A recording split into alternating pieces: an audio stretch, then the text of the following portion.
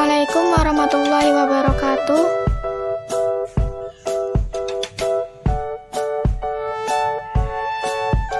Satu, pengertian hutang piutang.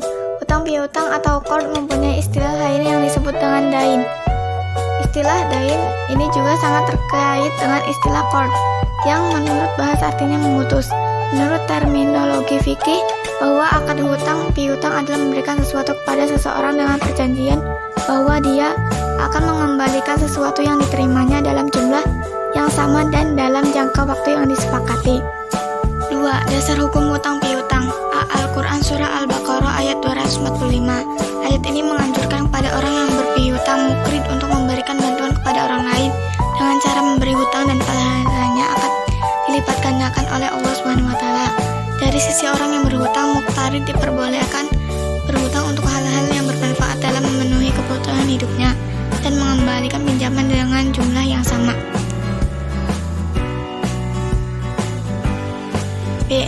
Hadis Rasulullah SAW. Hadis ini menjelaskan bahwa orang yang berpiutang mukrid akan diberi pahala yang berlipat ganda di mana dalam 2 kali menghutangi seperti pahala sedekah 1 kali. 3. Hukum hutang piutang. Hukum asal dari hutang piutang adalah mubah, boleh. Namun hukum tersebut bisa berubah sesuai situasi dan kondisi, yaitu A. Hukum orang yang berhutang adalah mubah, boleh, sedangkan orang yang memberikan hutang hukumnya sunnah sebab ia termasuk orang yang menolak samanya. B. Hukum orang yang berhutang menjadi wajib dan hukum orang yang menghutangi juga wajib jika peminjam itu benar-benar dalam keadaan terdesak.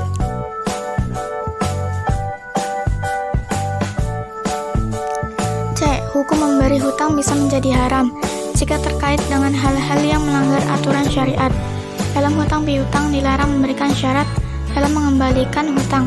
Misalnya, Fatimah menghutangi Mahmud 100.000 dalam waktu 3 bulan dan meminta Mahmud untuk mengembalikan hutangnya sebesar 110.000.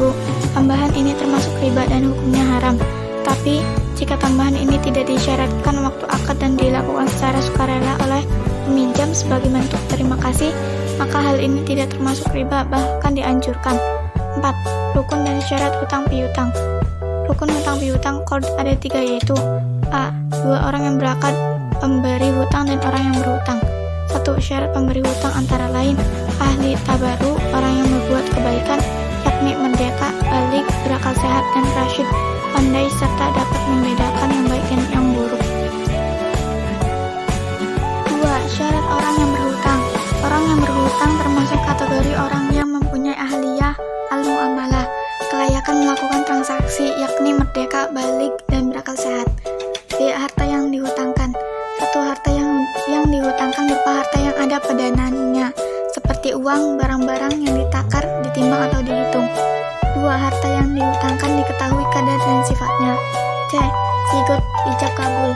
Ucapan antara 2 pihak yang memberi hutang dan orang yang berhutang.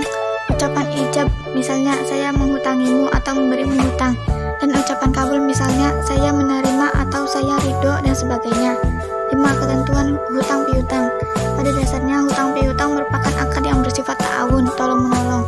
Walaupun demikian, sifat ta'awun itu bisa berujung permusuhan ataupun perselisihan jika salah satu atau kedua belah pihak yang berakad untuk tidak mengetahui tentang ketentuan akad yang mereka lakukan. Untuk menghindari perselisihan yang tidak diinginkan, maka kedua belah pihak perlu memperhatikan hal-hal sebagai berikut.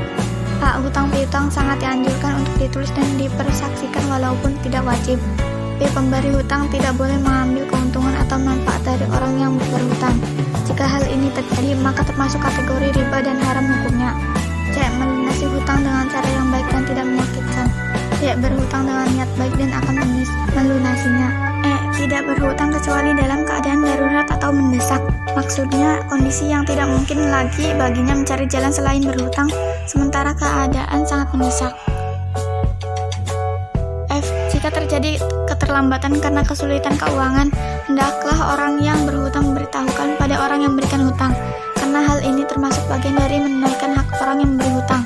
Kamu berdiam diri atau lari dari si pemberi hutang, karena akan memperparah keadaan dan merubah tujuan menghutangkan, yang awalnya sebagai wujud kasih sayang berubah menjadi permusuhan dan perpecahan. D. Segera melunasi hutang. Orang yang berhutang hendaknya berusaha melunasi hutangnya sesegera mungkin tatkala ia telah memiliki kemampuan untuk mengembalikan hutangnya itu. Sebab orang yang menunda-nunda pelunasan hutang padahal ia telah mampu, maka ia tergolong orang yang berbuat zalim. Memberikan tenggang waktu pada orang yang sedang kesulitan dalam melunasi hutangnya setelah jatuh tempo. 6. Tambahan dalam hutang piutang. Ada dua macam penambahan pada kod hutang piutang, yakni penambahan yang disyaratkan. Demikian ini dilarang berdasarkan ijma kesepakatan para ulama. Begitu juga manfaat yang disyaratkan, seperti perkataan aku memberi hutang kepadamu dengan syarat kamu memberi hak kepadaku untuk memakai sepatumu atau menggunakan motormu, atau manfaat lainnya, karena yang demikian termasuk rekayasa dan menjadi riba. B. Penambahan yang tidak disyaratkan. Ketika seseorang melunasi hutang kemudian memberi tambahan melebihi hutangnya sebagai wujud balas budi ataupun terima kasih karena sudah ditolong sehingga terbebas dari kesulitan, maka hukumnya boleh. 7. Adab hutang piutang. Seorang yang memberikan hutang tidak mengambil keuntungan dan apa yang dihutangkannya. 2. Menulis perjanjian secara tertulis disertai dengan saksi yang bisa dipercaya. 3. Seseorang yang berhutang harus berniat dan sungguh-sungguh untuk melunasi hutangnya dengan harta yang halal. 4. Berhutang pada orang yang berpenghasilan halal. 5. Berhutang dalam keadaan darurat atau terdesak saja. 6. Tidak boleh melakukan hutang piutang disertakan dengan jual beli. 7. Jika ada keterlambatan dalam pengembalian atau pelunasan hutang, maka segera memberitahukan kepada pihak yang berpiutang dengan baik. 8. Pihak yang berpiutang hendaknya memberikan toleransi waktu atau menangguhkan hutang jika pihak yang berhutang mengalami kesulitan dalam pelunasan.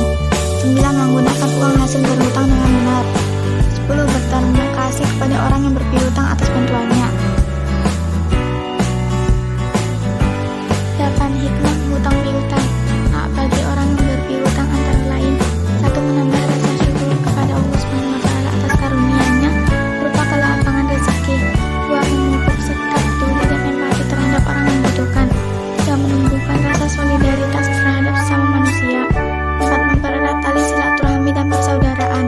5. Menambah pahala karena sebagai ladang untuk ibadah. B. Bagi yang berhutang antara lain: 1. Menguji kesabaran dan keimanan. 2. Kesulitan hidup menjadi berkurang.